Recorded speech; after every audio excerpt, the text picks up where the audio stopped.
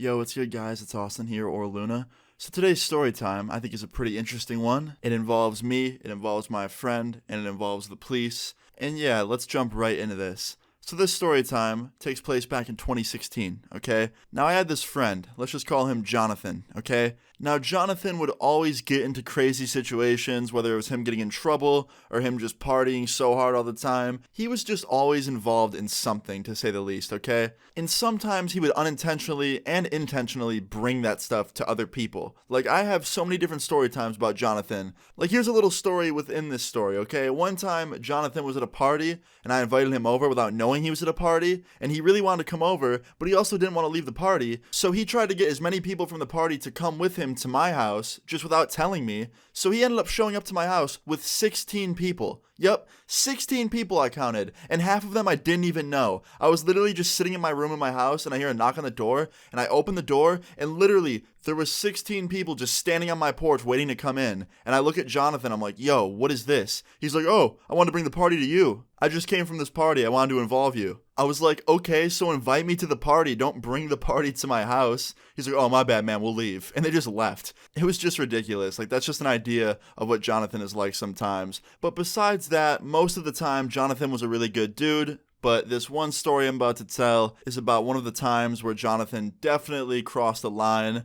And yeah, let's jump into this. So like I said, this story time takes place in 2016, okay? This all started off as a very normal night. I was at my house, sitting in my room by myself, just on my computer, and I hadn't really talked to anybody all day. Like, I pretty much just spent that entire day on my computer by myself, and it got to be like 11, 12 at night, and I get this phone call from Jonathan, okay, and I answer it. It was definitely not out of the ordinary that he was calling me at 12 midnight, so I answer the phone, and I'm like, yo, and before I could even say, like, what's up or anything, he just goes, Austin, are you there? I was like, yeah, what's up, man? And he's like yelling, and I can tell him on speaker, like it's really, really loud. There's a lot of background noise on the phone, and he's like, can I come through right now? I was like, yeah, sure. He's like, all right, I'll be right there, and he hangs up. And I had no time to ask him, like, why are you being so loud? Why are you talking so fast? Why do you sound super hyped up? Like, he just sounded so loud and hyped up. Like, it was really, really crazy. So I just assumed he was either really, really excited or talking really loud because he had the windows down in his car and had me on speaker. So I didn't really think much of it. I just figured, like, I'll see him in 10 minutes when he gets here and I'll talk to him then. So, like, 10 minutes go by and I'm still sitting on my computer and I hear a knock on my door. And it wasn't just a knock. It was a very, very loud knock, like almost pounding knock. And I go downstairs pretty quick. I open the door and he runs inside and he lays down on the couch and he's just out of breath. He's like, and I was like, all right, yo, like, you sounded so amped up on the phone. You're out of breath. You sound like you just ran a mile. Like, what happened? Why are you acting like this? He's like, hold on. Gotta catch my breath. I'm like, okay. So we sit there for like a whole minute, just waiting for him to catch his breath. He's panting in my living room. He's just so amped up. And I was like, all right, you ready to tell me? He's like, yeah. He's like, you're never gonna guess what I did. I was like, I'm not, so just tell me. He's like, no, try and guess. I was like, dude, I'm not going to guess what you did, Jonathan. Like, just tell me what you did. And he goes, you remember that new car I bought last week? Yeah, some backstory. Jonathan had just bought in a new car like a week prior to this. So I respond, I'm like, yes, I know about your new car. He's like, well, I was going really, really fast in this small town like 10 minutes from here, testing out how fast I can go. And let's just say a police officer pulled out and started chasing me.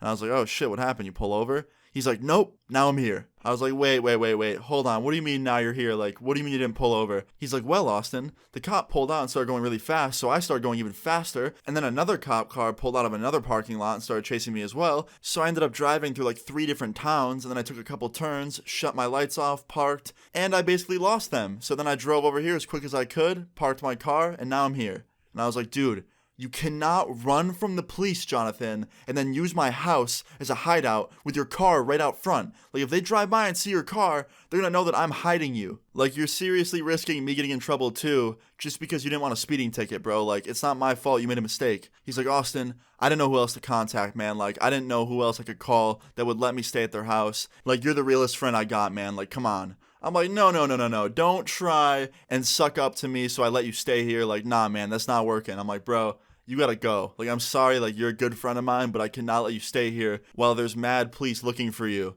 He's like, I don't know how many are looking for me, but like, come on, man, it's not that big of a deal. I'm like, dude, not to be mean, but you actually gotta go. Like, I don't do sleepovers anyway. You can't stay here. I'm not 12 years old anymore. And I also got a video to do. He's like, oh, I'll help you with your video, man. Like, we could tell a story together. I'm like, no. You are not getting a collab on my channel in exchange for what you did tonight. Like, go. He's like, fine. So he walks outside, and I'm watching him walk to his car, and then all of a sudden, he walks by his car, and out of nowhere, he just starts running, like full speed sprinting down the street. So I go outside and I yell, I'm like, Jonathan, what are you doing? Take your car. And he turns around and he yells, he goes, no, I'm running home. I was like, what are you talking about? That's 4 miles. You're not running home. You're the most unathletic person I know. He's like, well, things change, Austin. And he starts running away. I couldn't even believe what I was hearing. So I go back inside, I sit down. Now I'm filled with anxiety because not only is my friend running home without his car because he left it in my driveway, he also could potentially get arrested if the police find him.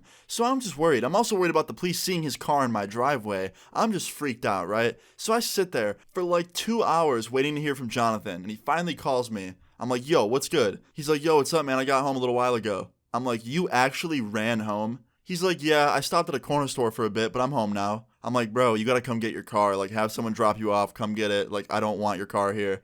He's like, dude, I don't want it here either. Like, my parents would kill me if they find out that I got in trouble. I'm like, dude, you didn't get in trouble. So come take the car, put it in your driveway where it belongs, and don't leave it in mine. He's like, don't worry, bro, I'll come get it first thing in the morning. I'm like, bro, what? And he hangs up on me. I'm like, yo, this dude is ridiculous. Like, I was so mad at him. So anyway, I end up sitting there on my computer all night, really anxious. And the next day comes along. I didn't sleep at all. I get a call from Jonathan at 9:30 in the morning. And I answer it. I'm like, what's up, man? He goes, hey, man, I'm coming over to get the car now. I'm like, good. He goes, I got caught by the police.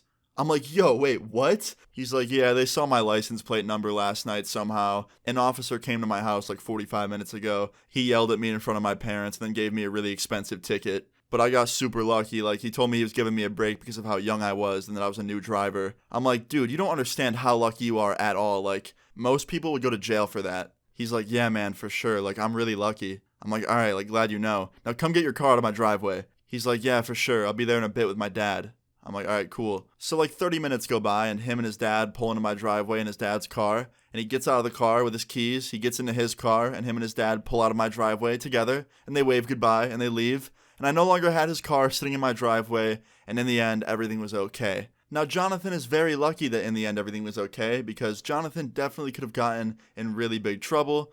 But yeah, in the end, everything was all good. Moral of the story is, do not be like Jonathan. Don't do that ever. But yeah, guys, I hope you enjoyed this story time. If you did, please leave a like on the video. I'd really appreciate it. Feel free to leave your story times in the comments down below. And subscribe if you're new. I'll see you guys all later. Peace.